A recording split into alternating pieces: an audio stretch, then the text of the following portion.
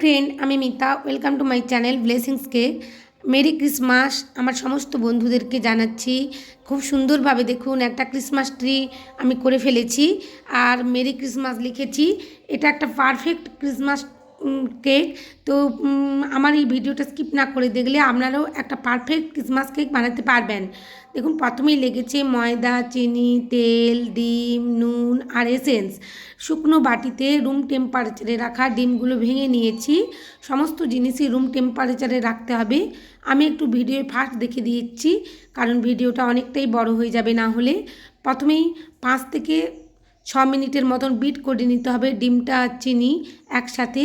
ধাপে ধাপে চিনিটা দিতে হবে, কখনোই একসাথে চিনি দেওয়া যাবে না। যেমন প্রতিটা কেকের ক্ষেত্রেই আমি এইভাবে করে থাকি।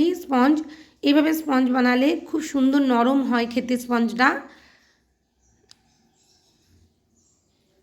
ধীরে ধীরে বিট করে নিতে হবে 5 মিনিটের মতো।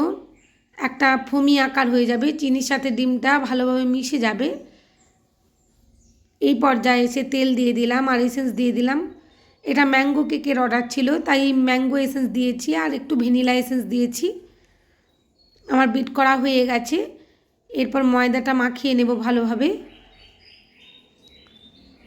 ধীরে ধীরে আলতো হাতে মাখাতে হবে, তাড়াহুড়ো করা যাবে না। তাড়াহুড়ো করলে ফোমটা বসে যাওয়ার সম্ভাবনা থাকে। 3 থেকে 4 ধাপে সমস্ত ময়দাটা দিয়ে ধীরে ধীরে আমি মাখিয়ে নিচ্ছি। দেখুন, একটা স্প্যাচুলা দিয়ে দেখিয়ে দিলাম কত সুন্দরভাবে মাখানো হয়েছে। একটা স্কোয়ার মোল্ড নিয়ে নিয়েছি, আগে থেকে বাটার পেপার দিয়ে রেডি করে রেখেছিলাম। 150 ডিগ্রি সেন্টিগ্রেডে 45 মিনিটের জন্য বেক করে নিয়ে চলে এসেছি। আপনাদের লেয়ার কাট করে দেখিয়ে দেব কত নরম স্পঞ্জি একটা কেক রেডি হয়ে গেছে। উপরের লেয়ারটা আমি বাদ দিয়ে দিয়েছি। এরপর 3টে ভাগে ভাগ করে নেব। ধীরে ধীরে একটা ব্রেড নাইফ দিয়ে কেটে নিতে হবে।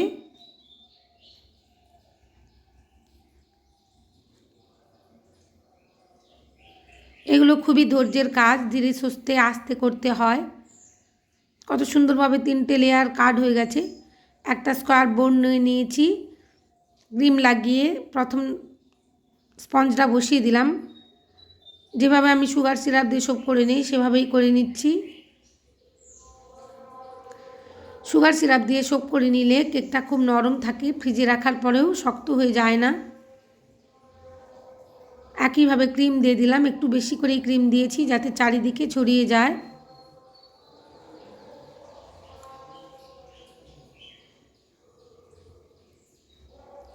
ভালোভাবে চারিদিকে ছড়িয়ে দিতে হবে। এরপর ম্যাঙ্গো ক্রাশ দিয়ে দেব।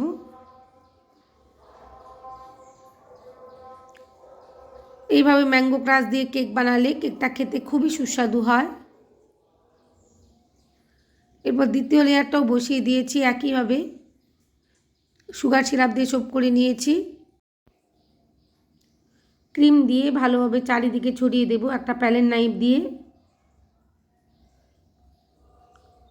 ক্রিমটা চারিদিকে ভালোভাবে স্প্রেড করে নিতে হবে।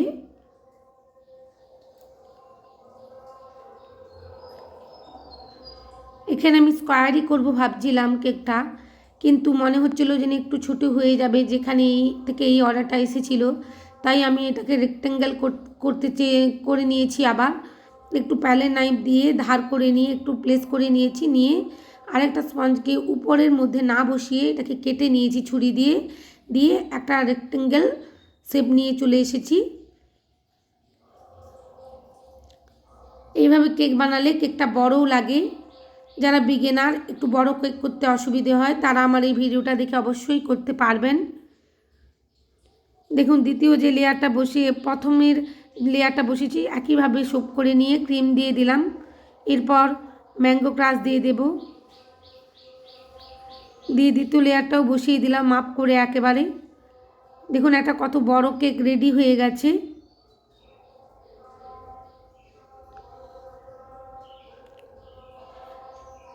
একইভাবে ক্রিম দিয়ে ফিনিশ করে নেব। প্রথমে ক্রাম কোটিং করে নেব। ক্রাম কোটিং করে 15 মিনিট ফ্রিজের মধ্যে রেখে দেব। বড় কেক একটু ক্রিম বেশি লাগে, আর এই স্কোয়ার কেক রেক্টেঙ্গেল কেকগুলোর কর্নগুলো মসৃণ করতে একটু সময় লাগে। ধরে ধীরে ধীরে ধৈর্য ধরে করলে নিশ্চয়ই পারা যায়।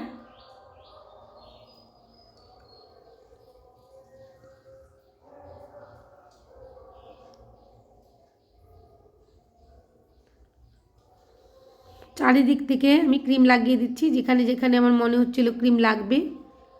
বোর্ডটা অবশ্যই মুছে ফ্রিজের মধ্যে সেট করতে রাখবেন ক্রাম কোটিং করার পর। একটু ব্লু কালারের ক্রিম করে নিয়েছি, হোয়াইট কালারের ক্রিমের সাথে এক ফোঁটা ব্লু কালার মিশিয়ে নিয়েছি। ধীরে ধীরে একটা বড় প্যালেট নাইফ দিয়ে ক্রিমগুলো চারিদিকে ছড়িয়ে দিচ্ছি।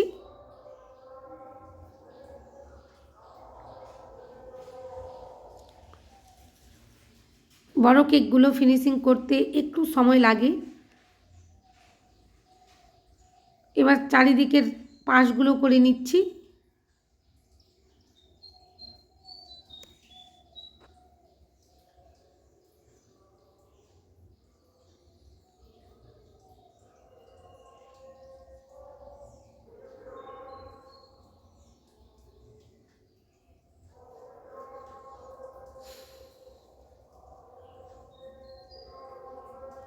কেকটা ফিনিশিং হয়ে যাচ্ছে আমার। ধীরে ধীরে একটা বড় প্যালেট নাইফ দিয়ে টার্নিং টেবিল ঘুরিয়ে ঘুরিয়ে ফিনিশিং করে নিতে হবে। সাইডগুলো ফিনিশিং করে নিয়েছি, এরপর উপরটাও করে নেব। যেখানে ক্রিম মনে হচ্ছিল একটু দিয়ে দিলাম। কর্নগুলো ভালোভাবে করে নিতে হবে ফিনিশিং, যাতে না স্পঞ্জ দেখা যায়। উপরের অংশটা আমি একটু ভালোভাবে ফিনিশিং করতে চেয়েছিলাম, কারণ এখানে একটা ক্রিসমাস ট্রি আঁকবো তাই।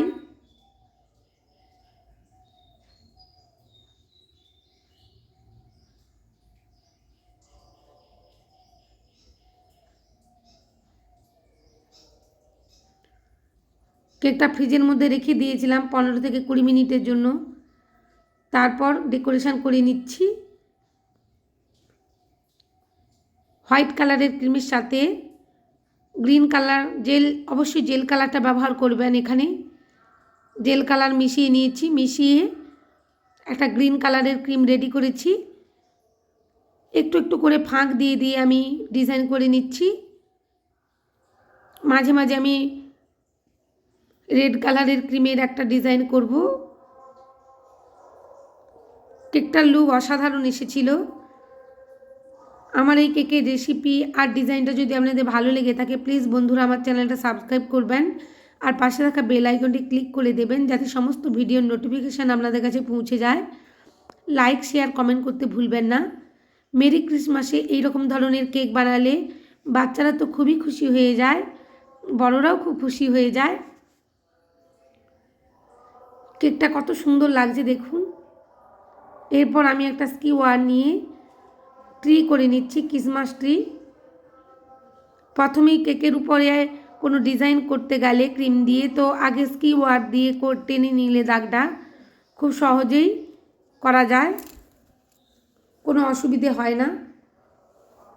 আমার কাছে একটু চকলেট গানাশ ছিল, সেটা দিয়ে গাছের করে নিচ্ছি কাণ্ডটা। তারপরে চারিদিক থেকে সবুজ কালারের ক্রিম দিয়ে পাতা করে নেব।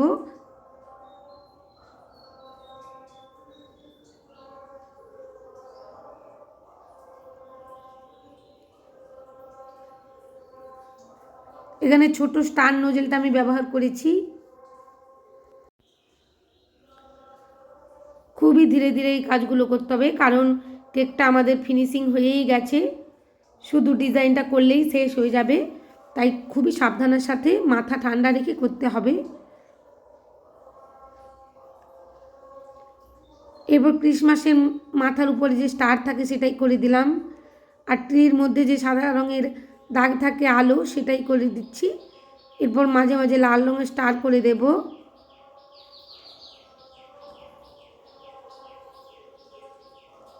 কেকটা আমার রেডি হয়ে গেছে। একটু ফন্ডেন্টের ছোট ছোট ডেকোরেশন করে রেখেছিলাম, সেগুলোও দিয়ে দেবো। আমি মেরি ক্রিসমাস লিখে দিচ্ছি।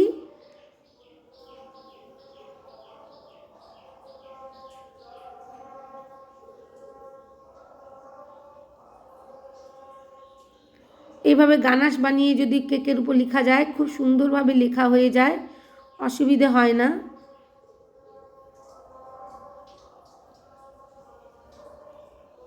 আমার কেকটা রেডি হয়ে গেছে বন্ধুরা। আবার সমস্ত বন্ধুদের জানাচ্ছি মেরি ক্রিসমাস। আমি ছোট ছোট স্টার করে রেখেছিলাম ফন্ডেন্ট দিয়ে, সেগুলো বসিয়ে দিলাম। থ্যাংক ইউ বন্ধুরা আমার ভিডিও দেখার জন্য।